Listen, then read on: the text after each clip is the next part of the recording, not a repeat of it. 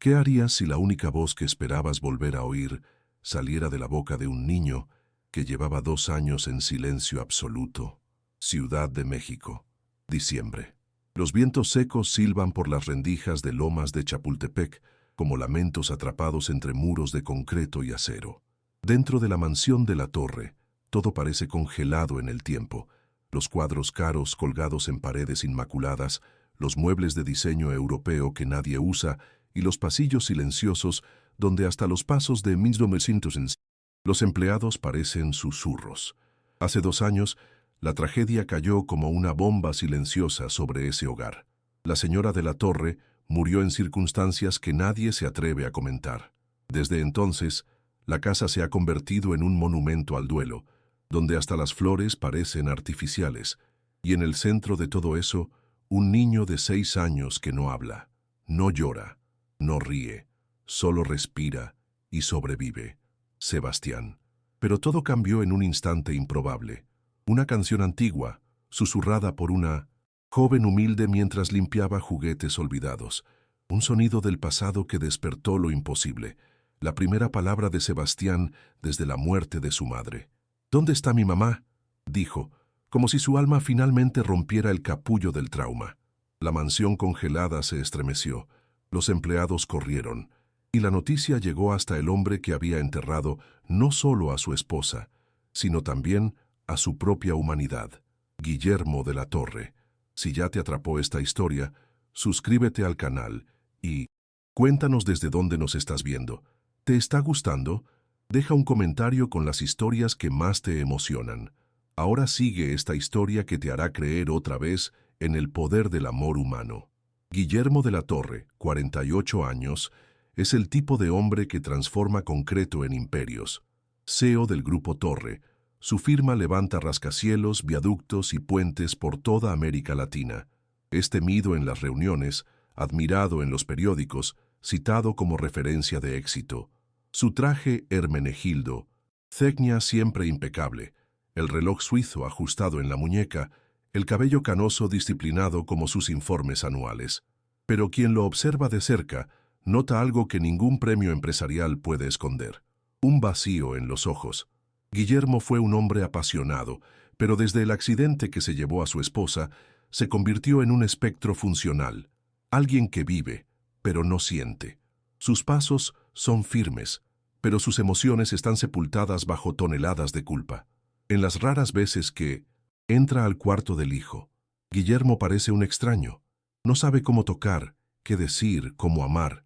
Observa a Sebastián a la distancia, como si el propio niño fuera un recuerdo doloroso de la mujer que perdió, y quizás del error que nunca se atrevió a confesar, porque aquel día hubo una discusión fuerte, palabras dichas con rabia, puertas que se azotaron, y minutos después, la llamada «su coche había chocado». Desde entonces, el dolor se volvió rutina, y el silencio, un hábito. Guillermo se enterró en el trabajo y prohibió cualquier mención a la esposa. Ninguna foto nueva, ningún recuerdo permitido, ni siquiera el llanto de Sebastián. Solo el sonido de los engranajes del negocio seguía girando. Pero incluso detrás de esa coraza de acero y concreto, hay grietas. Guillermo siente. En noches solitarias se despierta sudando frío, oyendo la voz de su esposa en sueños. Observa a su hijo dormir y se pregunta si también lo culpa, pero es incapaz de preguntar, de abrirse, de llorar. Su dolor está emparedado detrás de la racionalidad, y su castillo lujoso se ha convertido en una prisión dorada. Se siente como un edificio que alguna vez fue bello, pero ahora está clausurado, aún en pie, pero vacío por dentro. El problema es que nadie se atreve a reformar lo que parece inquebrantable, hasta ahora. Emilia Juárez entró a la mansión de la Torre sin hacer ruido. Sus zapatos baratos no producían sonido sobre el mármol pulido, y su uniforme, un poco holgado y ya desteñido, contrastaba con la sofisticación del ambiente. Proveniente de Iztapalapa, uno de los barrios más humildes de Ciudad de México, conocía bien el peso del silencio y de la supervivencia. Huérfana desde los 10 años, cuidó de sus hermanos como madre, estudió con esfuerzo en escuelas públicas y aprendió desde temprano a no estorbar. Su presencia era casi invisible, pero su mirada, esa era imposible de ignorar. Castaña y profunda, cargaba una ternura rara, como si viera el dolor donde nadie más lo notaba. Fue una tarde, con el sol tiñendo los cristales de la sala de juguetes de dorado, que lo improbable ocurrió. Emilia estaba agachada, limpiando estantes polvorientos que ya no recibían manos pequeñas. Desde el rincón de la sala, oyó un susurro suave. Cuando miró, vio a un niño encogido, abrazado a un oso de peluche con el hocico gastado. Sebastián la observaba, silencioso como siempre. Emilia, sin querer interrumpir el momento, comenzó a tararear bajito una canción de cuna que escuchaba cuando era niña, algo suave, casi un susurro. Ni siquiera se dio cuenta de que la melodía era la misma que la madre del niño solía cantar antes de dormir. Fue entonces cuando ocurrió lo imposible. Sebastián soltó el oso, dio 2 pasos temblorosos y dijo con voz casi inaudible: «¿Dónde está mi mamá?». Emilia se congeló. Sintió un escalofrío subiendo por la espalda, como si el tiempo se hubiera detenido. Lágrimas involuntarias surgieron en sus ojos, pero no se movió. Solo lo miró, con el corazón acelerado. Otros empleados, atraídos por el sonido, espiaron por la puerta. Era real. El niño había hablado. Tras 2 años de silencio absoluto, una canción y la presencia silenciosa de una joven habían rasgado el velo del dolor. La noticia subió como fuego por entre los corredores helados de la mansión y llegó, inevitablemente, hasta Guillermo. La noticia llegó a Guillermo como un chasquido seco en medio del día. Estaba en su oficina, rodeado de contratos y gráficos de crecimiento trimestral, cuando el jefe de seguridad entró vacilante diciendo que el niño había hablado. Guillermo, incrédulo, alzó la vista por primera vez en horas. «¿Qué dijiste?», murmuró, como si la idea fuera un error de traducción, pero los ojos del hombre no dejaban lugar a dudas. Sebastián había hablado. La última vez que escuchó la voz de su hijo fue en el entierro de su esposa, cuando sollozaba en sus brazos. Desde entonces, ni una sílaba. Guillermo se levantó despacio, como quien camina hacia lo desconocido, y ordenó que trajeran a la joven responsable. Quería saber, necesitaba saber, qué había hecho ella. Emilia fue llamada a la oficina con la misma expresión serena de siempre, pero con el corazón acelerado. Sabía que, en ambientes así, la cercanía con los patrones era peligrosa. Cuando entró, el aire pesaba. Guillermo estaba de pie, inmóvil, como una estatua. Sus ojos analizaron cada centímetro de ella, tratando de descifrar intenciones. Emilia, con las manos unidas, al frente del delantal, no bajó la cabeza. Explicó con palabras simples lo que ocurrió. No intentó parecer inteligente, ni demasiado emocionada. Dijo solo la verdad, que estaba cantando, que no sabía que el niño la escuchaba, que se sorprendió tanto como todos. Su humildad no era sumisión, era genuina. Guillermo, acostumbrado a aduladores y mentirosos, sintió algo extraño, una incomodidad o tal vez confianza.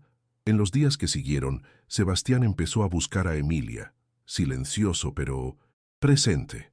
Se sentaba cerca de ella cuando limpiaba, observaba fijamente sus gestos e incluso la seguía por el jardín.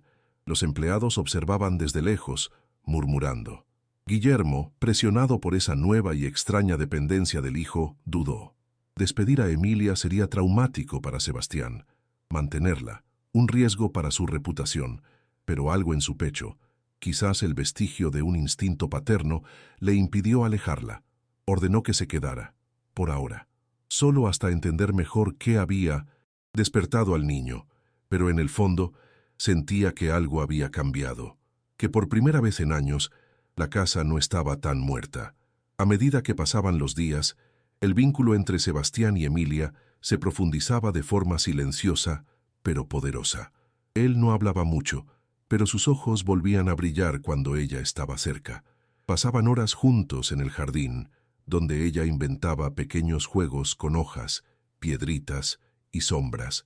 Juegos simples, pero que despertaban en él una risa contenida que nadie más veía. Emilia no exigía palabras, no pedía reacciones, solo ofrecía presencia y escucha. Y eso, para Sebastián, lo era todo, pero para Guillermo era confusión. El padre observaba desde el balcón, manos firmes en la barandilla, debatiéndose entre la gratitud y la desconfianza. ¿Cómo alguien tan simple, sin formación, sin apellido, lograba lo que él, con todo su poder, no había podido? Detrás de los altos muros de la mansión, la crítica comenzaba a fermentar. Consejeros cercanos, tíos, lejanos y socios de negocios comentaban con creciente incomodidad la presencia de la joven desconocida en los pasillos de la casa. «Es peligroso», decían, «puede que se esté aprovechando». Comenzaron a circular fotos en las redes sociales. Emilia y Sebastián jugando en el jardín, ella sosteniendo su mano con cariño. Surgieron titulares insidiosos. ¿Quién es la niñera que conquistó al heredero de la torre? La élite no perdona el afecto que viene de donde no se espera. La presión aumentaba. Reputación, imagen, escándalo. Todo eso comenzó a golpear la puerta de Guillermo. Internamente, libraba otra batalla. Cada vez que veía a Emilia sonriendo a Sebastián, recordaba a su esposa, su risa, la forma en que tocaba a su hijo. Y eso dolía. Reabrir el corazón sería admitir que había enterrado el amor antes de tiempo. Pero más aún, traía a la superficie su culpa. Él fue el motivo de la discusión aquel día. El hombre que le gritó a la mujer que amaba. El hombre que, en lugar de correr tras, ella se encerró en la oficina. Ahora ver a su hijo revivir al lado de otra mujer, sencilla, pobre, desconocida, parecía una ironía cruel. Pero había algo en Emilia que desarmaba todas sus defensas, una dulzura firme, inmune al mundo de apariencias. Y eso lo desconcertaba. Cierta noche, después de acostar a Sebastián, Guillermo permaneció sentado en el sillón del cuarto de su hijo, observándolo en silencio. El niño dormía abrazado a un nuevo oso de peluche, regalo de Emilia. El cuarto, que antes parecía un mausoleo, ahora respiraba un poco de vida. Por primera vez, Guillermo no tuvo prisa por salir, y fue ahí, en esa quietud íntima, que algo dentro de él cedió. Se dio cuenta de que, mientras se ocupaba de proteger el imperio, había abandonado lo que más importaba. Por primera vez en años lloró, silenciosamente, lágrimas calientes, de arrepentimiento y añoranza, y, cuando secó su rostro, ya no era el mismo hombre. A la mañana siguiente, con cautela, comenzó a acercarse. Se sentó a la mesa del desayuno con Sebastián, hizo preguntas tímidas sobre los dibujos de su hijo, intentó acompañarlo en una actividad sugerida por Emilia. Aún era torpe, sin soltura, pero estaba presente, y eso era nuevo. También empezó a observar a Emilia de forma distinta. Notaba su paciencia, su forma de escuchar sin interrumpir, de ofrecer cariño sin sobrepasar límites. Vio cómo ayudaba a los otros empleados, cómo tomaba el autobús tarde por la noche sin quejarse. Sin hacer ruido, Guillermo mandó instalar un sistema de transporte exclusivo para ella y discretamente pidió a un abogado que investigara su historia. No encontró nada más que dignidad. La transformación no quedó dentro de la mansión. Inspirado por Emilia, Guillermo visitó, por primera vez en años, la tumba de su esposa. Llevó a Sebastián con él. Juntos, frente a la lápida fría, pidió perdón en voz baja. Y en ese gesto, algo se desató entre ellos. El niño tomó su mano, espontáneamente, y la sostuvo con fuerza. Fue el primer contacto físico entre los dos desde el funeral. Después de eso, Guillermo tomó una decisión. Ofreció a Emilia el cargo oficial de tutora de Sebastián. Ella dudó, sorprendida, pero aceptó con humildad. La rutina cambió. Los días, antes monótonos y silenciosos, ahora tenían color. La mansión volvió a oír risas. Guillermo, por primera vez, empezaba a entender lo que era amar sin miedo, pero el destino guardaba un giro que nadie esperaba. Durante una visita al centro infantil comunitario, donde Emilia soñaba con trabajar, Guillermo descubrió algo perturbador. El lugar estaba a punto de ser clausurado por un desalojo inminente. Los terrenos pertenecían a una constructora vinculada a uno de los principales socios del Grupo Torre. Su reacción fue inmediata. Conmovido, se dio cuenta de que, incluso involuntariamente, estaba contribuyendo a destruir el hogar que ella había luchado por mantener. Esa revelación lo puso frente a un espejo íntimo. Los muros de su empresa también servían para encerrar a soñadores como Emilia. En su propia oficina, frente a hojas de cálculo y correos electrónicos, enfrentó la verdad con los ojos llenos de lágrimas. La construcción del centro había sido detenida por un impeachment urbano, presión de autoridades locales aliadas a los negocios de su empresa. Sintió ganas de huir de todo, pero sabía que ahora no podía esquivar. Si su mente empresarial veía ganancias en terrenos, su corazón maternal veía el futuro de niños vulnerables. Era un choque de mundos que debía resolver. Con voz quebrada y decisión firme, convocó una reunión extraordinaria con los consejeros del Grupo Torre. Reveló la conexión directa entre los intereses que amenazaban al centro infantil y las ganancias de la empresa. Propuso no solo cancelar el proyecto de desalojo, sino movilizar recursos para comprar ese terreno y donarlo como sede definitiva para el centro. Fue el giro inesperado que intensificó los lazos entre él y Emilia, una alianza construyendo puentes entre sus mundos. Esos niños tendrían un lugar seguro.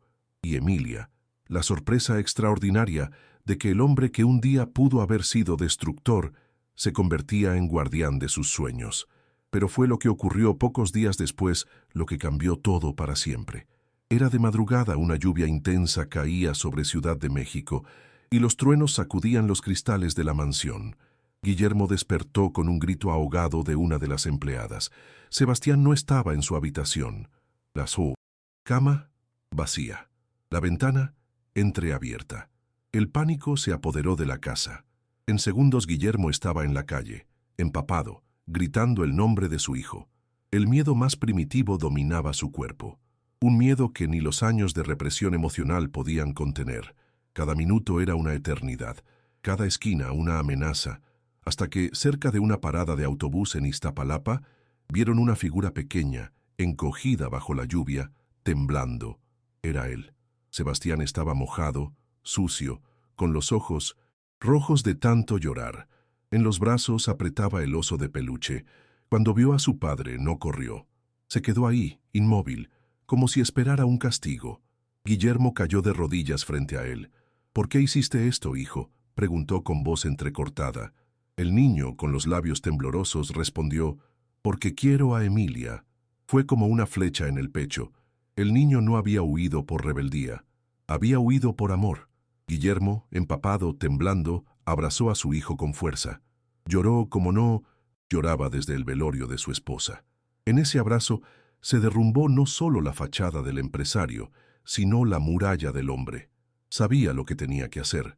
Horas después, al amanecer, Guillermo estaba frente al centro comunitario donde Emilia había vuelto a trabajar.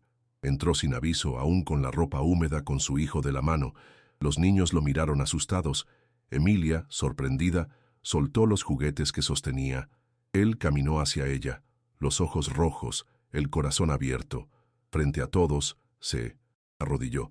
«Perdóname por todo, no solo por lo de hoy, por los años, por el silencio, por no ver lo que vales». La voz salía rota, sincera. Sebastián apretó su mano, y por primera vez Emilia lloró, no de dolor, sino de entrega. En ese instante, el reencuentro no era solo entre dos adultos, era la unión de tres corazones que decidieron empezar de nuevo. Después de ese día, la mansión de la Torre pasó por cambios visibles e invisibles. Emilia fue oficialmente contratada como tutora de Minusintusen. Sebastián, pero su función superaba cualquier contrato. Pasó a ser parte de la rutina, de la casa, de la vida. Las mañanas dejaron de ser silenciosas. Había olor a pan fresco, música suave en la cocina y risas en el jardín. Sebastián, antes retraído, ahora hablaba, preguntaba, corría por los pasillos. Guillermo, por su parte, también cambió. Empezó a dejar el celular en el cajón durante la cena, a recoger a su hijo en la escuela, a escuchar más que hablar. Las reuniones en el Grupo Torre se volvieron más humanas. Los proyectos incluían cláusulas sociales, y la rigidez dio lugar a la empatía. Emilia, incluso con su nueva posición, no abandonó su sueño. Con apoyo financiero de Guillermo, inició sus estudios en pedagogía, asistiendo a clases por la noche después de acostar a Sebastián. Durante el día gestionaba las actividades del niño, visitaba el centro comunitario y planeaba, con el apoyo del ahora renovado Grupo Torre, la fundación de un nuevo centro de acogida infantil en 1900. Iztapalapa. La primera piedra fue colocada en una ceremonia discreta, donde Guillermo habló por primera vez sobre el dolor de la pérdida y la importancia de comenzar de nuevo. Fue ovacionado no por inversionistas, sino por madres, educadores y niños, quienes antes criticaron el acercamiento entre ellos, guardaron silencio. El tiempo y la verdad desarmaron las sospechas. Emilia nunca buscó poder, pero transformó un imperio con su presencia silenciosa. Guillermo, que un día había levantado muros infranqueables, ahora construía puentes. El amor entre ellos creció sin prisa, como algo que no necesita ser anunciado. Nunca la llamó novia ni esposa, pero empezó a referirse a ella como la persona que nos salvó. Y eso bastaba. El verdadero reconocimiento venía de Sebastián, que cada noche susurraba antes de dormir: «Gracias por quedarte conmigo». En aquella casa donde el dolor un día reinó, ahora vivía la más noble de las recompensas, la paz.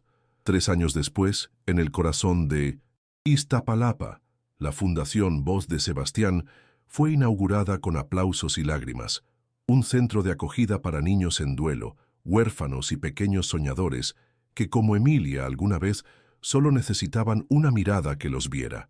Emilia, ahora graduada en pedagogía, dio un discurso al lado de Guillermo, que había dejado de ser solo un magnate para convertirse en símbolo de transformación. Sebastián, con 9 años, presentó una pequeña obra de teatro escrita por él mismo. Al final, con el público, en silencio, miró a sus padres y dijo: «Ella me enseñó a hablar y él a escuchar». El público aplaudió de pie. En ese instante, quedó claro que el dolor no había sido en vano, había sido transformado, y que el amor, cuando es puro, no solo reconstruye vidas, salva futuros. Si esta historia te emocionó, deja un corazoncito aquí abajo. ¿Alguna vez ayudaste a alguien sin pedir nada a cambio? ¿Crees que una canción puede devolver la esperanza? Like si crees en el poder de los pequeños actos de amor. Suscríbete para más historias que devuelven la fe en la humanidad. Comenta. A veces lo que cura un alma es simplemente ser escuchado.